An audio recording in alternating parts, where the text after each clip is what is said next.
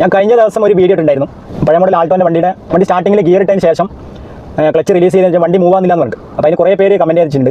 Axle ഒടിഞ്ഞതായിരിക്കും, ഗിയറിൻ്റെ സെലക്ടറിൻ്റെ shaft ഒടിഞ്ഞതാണ്, അങ്ങനെ ആയിരിക്കാം. അതുപോലെ ക്ലച്ച് തീർന്നായിരിക്കാം, ഗിയറിൻ്റെ കേബിൾ പോയതൊക്കെ. പക്ഷേ അതിൻ്റെ മെയിൻ കംപ്ലയിൻറ്റ് അതായിരുന്നില്ല.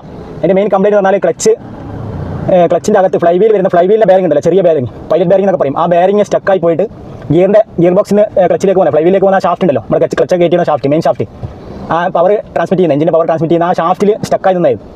ഫ്ലൈ വീൽ സ്റ്റക്കായി. അപ്പോൾ അതോടൊപ്പം ആ ഷാഫ്റ്റ് ആ ബെയറിങ്ങിൻ്റെ ഉൾഭാഗം ഷാഫ്റ്റ് സ്റ്റക്കായി, ബോളൊക്കെ സ്റ്റക്കായി, തുരുമ്പ് പിടിച്ചിട്ട്, ഗ്രീസൊക്കെ പോയി തുരുമ്പ് പിടിച്ചിട്ട് സ്റ്റക്കായതുകൊണ്ടായിരുന്നു അതിന് മെയിൻ കാരണം. അപ്പോൾ നമ്മുടെ വണ്ടി സർവീസിന് വന്നായിരുന്നു, ഓയിൽ ചേഞ്ചിന് വന്നായിരുന്നു. അതിന് ശേഷം ഇതെല്ലാം കഴിഞ്ഞു, പണിയെല്ലാം കഴിഞ്ഞിട്ട് വണ്ടി ലിഫ്റ്റിൽ നിന്ന് പുറത്തിറക്കാൻ നോക്കുമ്പോൾ ഈ കംപ്ലയിൻറ്റ് കണ്ടത്. അന്നേരമാണ് ഈ കംപ്ലയിൻറ്റ് കിട്ടിയത്. അതുവരെ വണ്ടി വേറെ കുഴപ്പമൊന്നുമില്ല. അപ്പോൾ അതെന്തായാലും ഗിയർ ബോക്സ് ഇറക്കി ക്ലച്ചൊക്കെ നോക്കിയപ്പോൾ ക്ലച്ചൊന്നും കുഴപ്പമൊന്നുമില്ല. ക്ലച്ചൊക്കെ ഒരു പകുതിക്ക് ആയിട്ടുള്ളൂ. അത്യാവശ്യം നല്ല സാധനമൊക്കെ ക്ലച്ച് തന്നെ കയറ്റി വേറെ കുഴപ്പമുണ്ടായില്ല. പക്ഷേ ആ പൈലറ്റ് ബെയറിംഗ് ഇതിന് മുമ്പ് ക്ലച്ച് മാറ്റിയ സമയത്ത് അങ്ങനെ ചിലപ്പോൾ മാറിയിട്ടുണ്ടാവില്ല. പൈലറ്റ് ബെയറിംഗ് ഉദ്ദേശിച്ച് ഫ്ലൈ വീൽ ബെയറിംഗ് അത് മാറിയിട്ടുണ്ടാവില്ല. അതായിരുന്നു മെയിൻ കാരണം.